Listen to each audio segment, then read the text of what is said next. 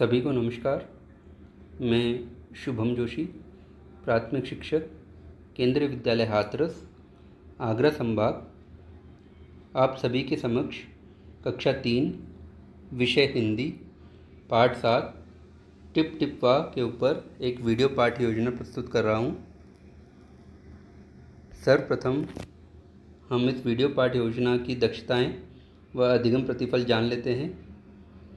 इस पाठ योजना की दक्षताएं हैं श्रवण, वाचन, पठन, लेखन, व्याकरण व वर्तनी।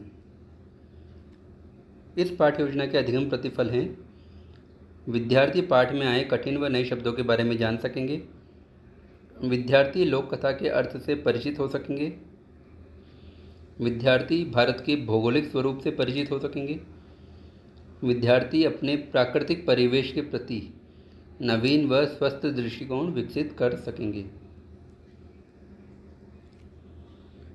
टिप टिप वा। ये कहानी लिखी है श्रीमती गिरिजा रानी अस्थाना ने।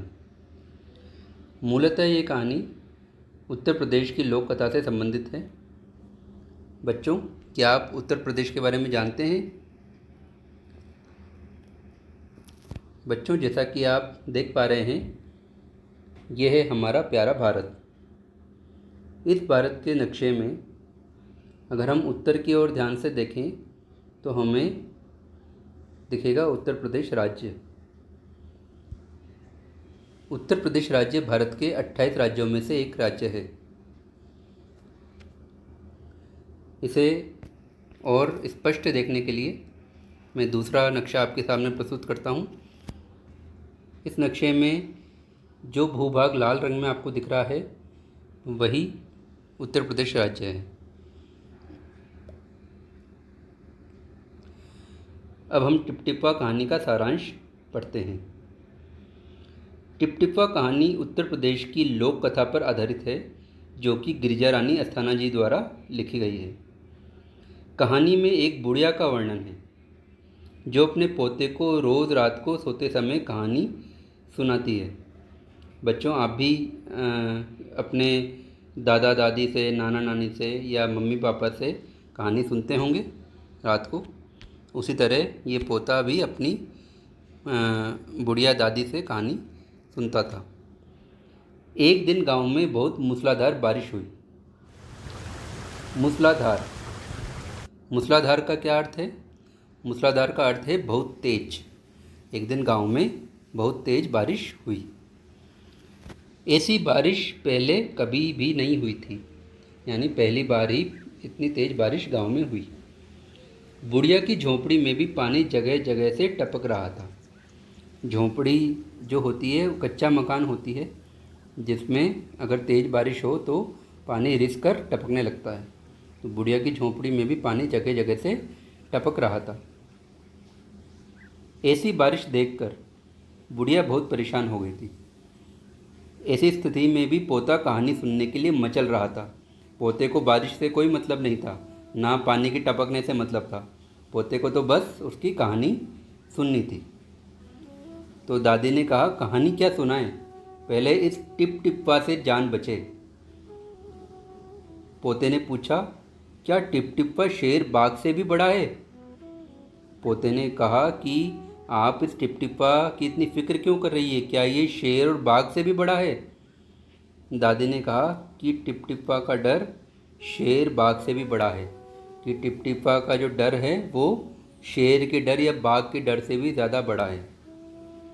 संयोग से बारिश से बचने के लिए एक बाघ बुढ़िया की झोंपड़ी के पीछे बैठा था। बच्चों, जब तेज बारिश होती है तो सभी जानवर बारिश से बचने के लिए एक ओट की तलाश में रहते हैं। कोई पेड़ के नीचे आश्रय लेता है, कोई किसी चट्टान के नीचे लेता है, कोई किसी गुफा में लेता है। तो इसी तरह बाघ ने बुढ़िया की झोंपड़ी के पीछे बारिश से बचने के लिए आश्रय लिया था। वह जब दादी की बात सुन रहा था तो दादी की बात सुनकर वह काफ़ी डर गया और वहाँ से जान बचाकर भाग जाने में ही उसने अपनी भलाई समझी, क्योंकि उसने सुना कि टिपटिपा का डर शेर और बाघ से भी बड़ा होता है। तो उसने सोचा कि ये टिपटिपा ज़रूर कोई बहुत बड़ा जानवर है जो शेर और बाघ से भी बड़ा इसका डर होता है। अगर ये मेरे सामने आ गया तो ये मुझे मार डालेगा। इसलिए उसने अपनी जान बचाने के लिए वहाँ से जाने में ही अपनी भलाई समझी। उसी गांव में एक धोबी रहता था। धोबी जानते हैं आप? धोबी वह होता है जो कि कपड़े धोने का काम करता है, जिसका गधा सुबह से ही गायब था। उस धोबी के पास एक गधा था जिसके ऊपर वह कपड़े डालकर उन्हें धोने के लिए ले जाता था तालाब के किनारे, और फिर उन कपड़ों को वापस उस गधे पे डाल के सभी गांव वालों को वापस देने जाता था। तो उसका जो गधा था वो सुबह से ही गायब था। उसकी पत्नी ने सलाह दी कि जाकर पंडित जी से पूछो, उन्हें भूत भविष्य का सब पता है। अब बच्चों, ये भूत और भविष्य क्या होता है? भूत का मतलब वो डराने वाला भूत नहीं। भूत का अर्थ होता है वह समय जो बीत गया हो, वह समय जो चला गया हो, उसे हम कहते हैं भूतकाल। इसका अर्थ है जैसे अभी आप कक्षा 3 में पढ़ रहे हैं, पहले आप कक्षा 2 में पढ़ते थे, उससे पहले कक्षा 1 में पढ़ते थे, तो इसका अर्थ हुआ आप भूतकाल में कक्षा 2 या कक्षा 1 में पढ़ते थे। अब इसका विपरीत होता है भविष्य। भविष्य काल यानी वह समय जो आने वाला हो। इसका अर्थ है कि आप जब कक्षा 4 में पढ़ेंगे, कक्षा 5 में पढ़ेंगे, तो वो कौन सा काल है? वो भविष्य काल है। आप भविष्य में कक्षा 4, 5, 6, कक्षा 7 आदि में अध्ययन करेंगे। और एक तीसरा काल होता है वर्तमान काल, जो कि अभी चल रहा है। अभी आप वर्तमान काल में ये वीडियो देख रहे हैं। तो धोबी की पत्नी ने क्या कहा कि पंडित जी को भूत और भविष्य के बारे में सब पता है। वह धोबी अपना मोटा लठ उठाकर पंडित जी के पास गया। उस धोबी के पास मोटा लठ था। लठ का मतलब लकड़ी का डंडा। मोटा लकड़ी का डंडा था जिससे वो गधे को हाँकता था। तो अपना मोटा लठ उठाकर पंडित जी के पास गया। पंडित जी भी सुबह से बारिश के कारण परेशान थे। पूरे गांव वासियों की तरह ही तेज़ बारिश होने के कारण पंडित जी भी बारिश से परेशान थे। धोबी ने पंडित जी से अपनी समस्या बताई तो वह क्रोधित हो गए। क्रोधित हो गए का अर्थ है काफ़ी ज़्यादा गुस्सा हो गए, क्योंकि जो व्यक्ति पहले से ही परेशान है, आप उसके सामने अपनी एक और समस्या अगर उसे बताएंगे तो वो आप पर और ज़्यादा क्रोधित हो जाएगा, गुस्सा हो जाएगा। और पंडित जी ने क्या कहा धोबी को? पंडित जी ने कहा कि जाकर किसी गड़ई या पोखर में खोजो। गड़ई या पोखर, ये क्या होता है? गड़ई का अर्थ है गड्ढा। किसी गड्ढे में खोजो, कि हो सकता है तुम्हारा गधा किसी गड्ढे में गिर गया होगा। या फिर किसी पोखर में खोजो कि किसी तालाब में फिसल के गिर गया होगा और वो बाहर नहीं आ रहा होगा, या फिर नहाने के लिए चला गया होगा। तो पंडित जी ने उसे, धोबी को, ये कहकर भगा दिया। अब धोबी निराश होकर एक तालाब के पास पहुंचा। क्योंकि पंडित जी ने तालाब का नाम लिया था। पोखर का अर्थ क्या होता है? तालाब। तो धोबी निराश होकर एक तालाब के पास पहुंचा। तालाब के किनारे ऊंची ऊंची घास उगी हुई थी। टिपटिपा के डर के मारे बाघ घास में छिपा था। तालाब में काफ़ी पानी होता है, तो इसलिए घास को काफ़ी ज़्यादा पानी मिलता है तो काफ़ी बड़ी हो जाती है। तो इसलिए जो तालाब के किनारे ऊंची ऊंची घास उगी थी। और जो बाघ था, जो बुढ़िया की बात सुन के डर के मारे वहाँ से भागा था, वो वहाँ घास के अंदर छिपकर बैठा हुआ था। धोबी को अंधेरे में कुछ दिखाई नहीं दे रहा था। उस समय रात का समय था और अंधेरा था सब जगह। तो धोबी को कुछ दिखाई नहीं दे रहा था, पर उसे ये दिखाई दिया कि कोई ना कोई जानवर वहाँ बैठा है। तो उसने समझा कि ये मेरा गधा ही हो सकता है। तो उसने तुरंत बाघ पर लठ बरसाने शुरू कर दिए। लठ बरसाने का अर्थ लकड़ी से उसे मारना शुरू कर दिया। बाघ ने मन ही मन सोचा कि ये धोबी ही टिपटिप्पा है। कि बुढ़िया जिस टिपटिप्पा के बारे में बोल रही थी, ज़रूर ये वही टिपटिप्पा है। ये उसने मुझे खोज लिया, इस टिपटिप्पा ने मुझे खोज लिया। अब यदि जान बचानी है तो जो कहे उसकी बात मान लो। अभी टिपटिप्पा जो भी मुझसे करवाना चाह रहा है, मुझे वही चुपचाप कर लेना चाहिए, वरना ये मेरी जान ले लेगा। धोबी बाघ को ही गधा समझकर उसका कान पकड़कर अपने घर के बाहर खूंटे में जाकर बांध दिया। धोबी बाघ को गधा समझ रहा था और जो बाघ है वो धोबी को टिपटिपा समझ रहा था। तो धोबी ने उस बाघ को गधा समझ के उसे पकड़ के अपने घर के बाहर खूंटे से जाकर बांध दिया। ये खूंटा क्या होता है, कोई आप बता सकते हो? खूंटा जब भी हम किसी जानवर को बांधते हैं, आपने देखा होगा गाय भैंस बकरी या ऊंट आदि जानवरों को जब बांधा जाता है तो जो रस्सी होती है उस रस्सी का एक सिरा तो उनके गले में बांधा जाता है और जो दूसरा सिरा होता है वो ज़मीन में गड़ी हुई एक लकड़ी पर बांधा जाता है। तो वो जो लकड़ी होती है ज़मीन में गड़ी हुई उसे ही कहते हैं खूंटा। तो गधे को भी उसने घर के बाहर खूंटे में जाकर बांध दिया। सुबह जब गांव वालों ने देखा कि धोबी के घर के बाहर बाघ बंधा हुआ है तो वे दंग रह गए कि बाघ से तो सब लोग डरते हैं और धोबी ने बाघ को घर के बाहर बांध रखा है, तो वे दंग रह गए। तो आपका पाठ का सारांश यहीं समाप्त होता है। अब हम इसके कठिन व नवीन शब्द एवं उनके अर्थ के बारे में जानेंगे। पहला शब्द है मूसलाधार। हमने पाठ के सारांश में भी पढ़ा, यह शब्द आया था मूसलाधार। तो इन दोनों में से इसका अर्थ क्या है?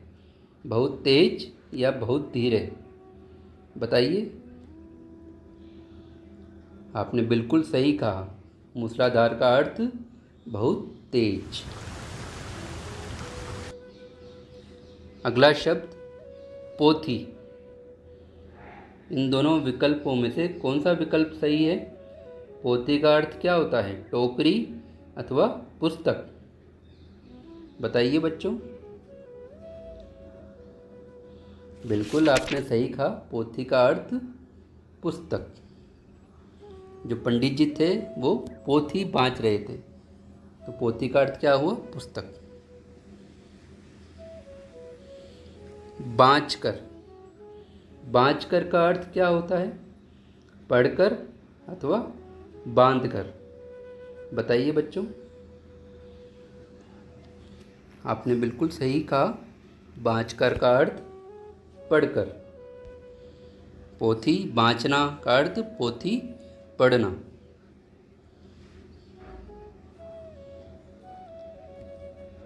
बच्चों ये एक छोटी सी गतिविधि है। इस गतिविधि का नाम है चिंकू का डर। चिंकू, चिंकू कौन है? चिंकू एक खरगोश है और ये डरता है। बच्चों पाठ में हमने पढ़ा कि बुढ़िया ने टिप टिप्पा के डर के साथ कुछ जानवरों का भी जिक्र किया था। जब पोते ने उनसे पूछा था क्या टिप टिप्पा का डर शेर व बाघ से भी बड़ा है, तो बुढ़िया ने क्या कहा था? हाँ, इसका डर जो है शेर व बाघ से भी बड़ा है। तो उन्होंने कुछ जानवरों का जिक्र भी किया था जिनसे जंगल के बाकी जानवर भी डरते हैं। उन जानवरों से जंगल के बाकी जानवर भी डरते हैं। हमारा चिंकू खरगोश भी डरा हुआ है। देखो दिख रहा है इसका चेहरा देख के आपको पता चल रहा है ये काफ़ी डरा हुआ है। पता लगाओ इनमें से कौन से ऐसे जानवर है जिनसे इसे डर लगता होगा।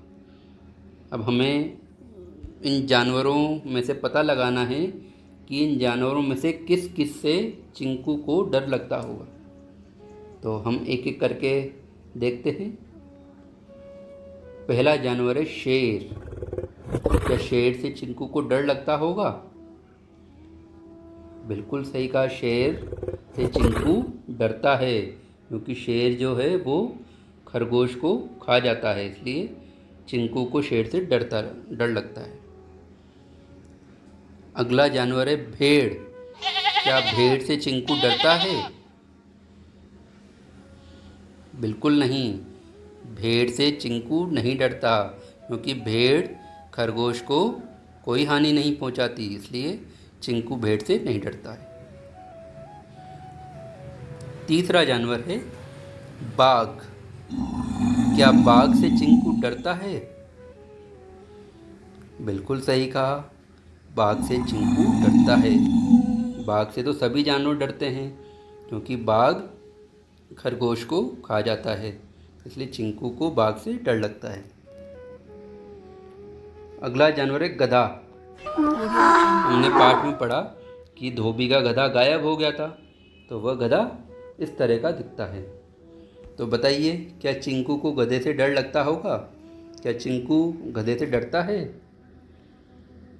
नहीं, चिंकू गधे से नहीं डरता, क्योंकि गधा खरगोश को कोई हानि नहीं पहुंचाता है, इसलिए चिंकू को गधे से डर नहीं लगता।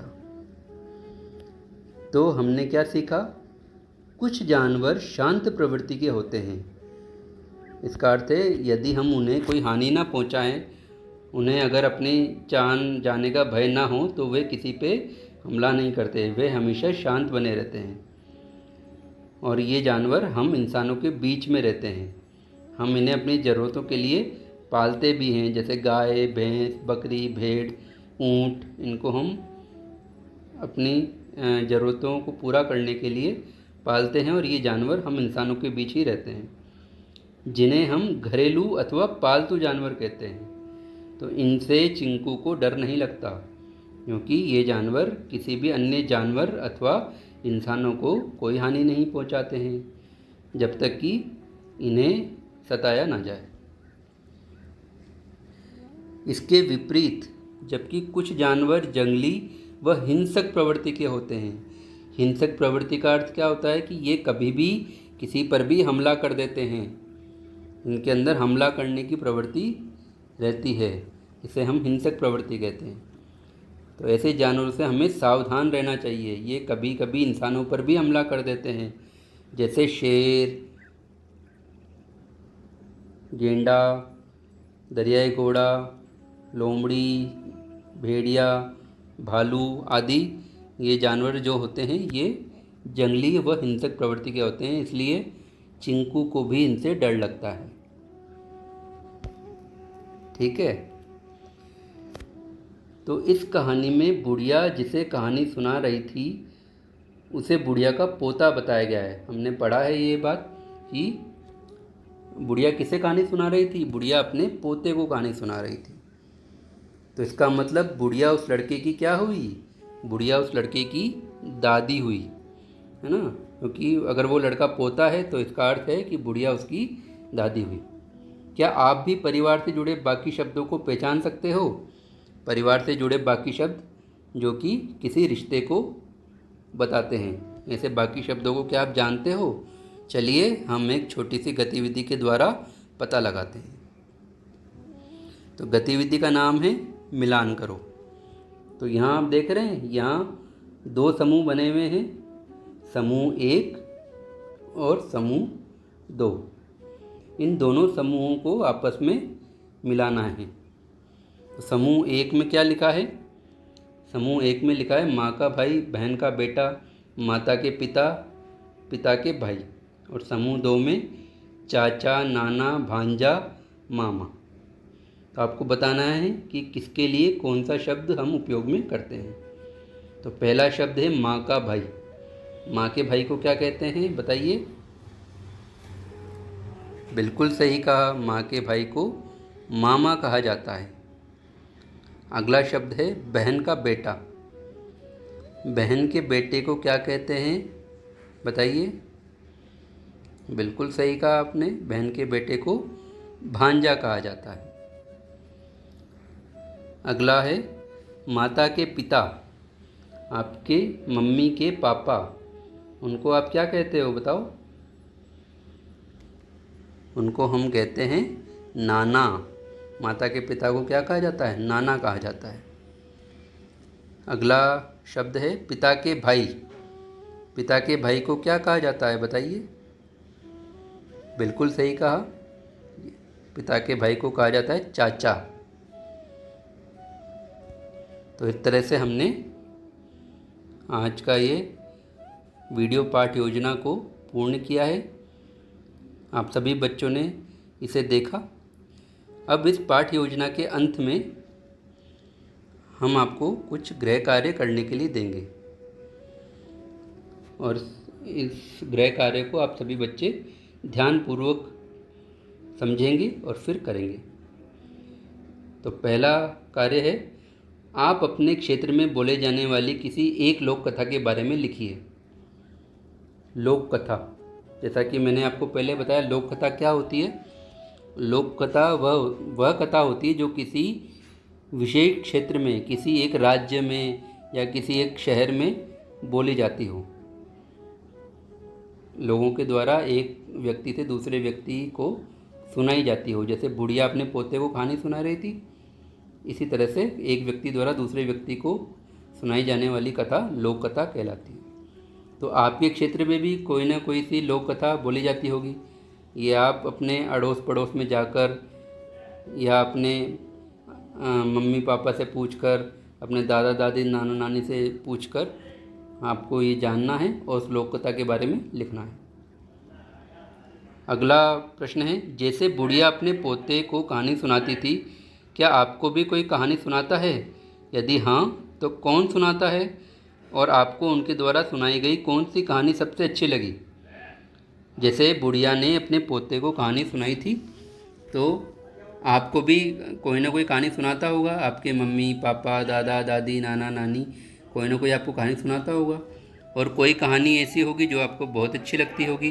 तो ऐसी कहानी को आपको लिखना है और साथ में चित्र भी बनाने हैं। जैसे मान लीजिए कहानी जो आपकी है वो शेर से संबंधित है या कौवे से संबंधित है या कुत्ते से संबंधित है या किसी भी जानवर से संबंधित है या किसी और चीज़ से संबंधित है, उस कहानी से संबंधित पात्रों का चित्र आपको उस कहानी में बनाना है।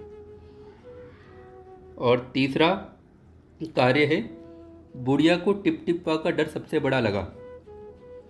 बुढ़िया को टिपटिपा का डर सबसे बड़ा लगा था, वो शेर और बाघ से भी बड़ा टिपटिपा का डर उसे लगा था। क्या आपको भी किसी से डर लगता है? क्या आपको भी टिपटिपा की तरह किसी चीज़ से, किसी जानवर से या किसी और चीज़ से डर लगता है? कारण सहित लिखिए। तो आपको उस चीज़ का नाम लिखना है जिससे आपको डर लगता है, और साथ में कारण भी बताना है कि आपको डर क्यों लगता है उससे। तो ये 3 छोटे से प्रश्न हैं जिनको आपको करना है। तो हमारी ये पाठ योजना का वीडियो यहीं समाप्त होता है।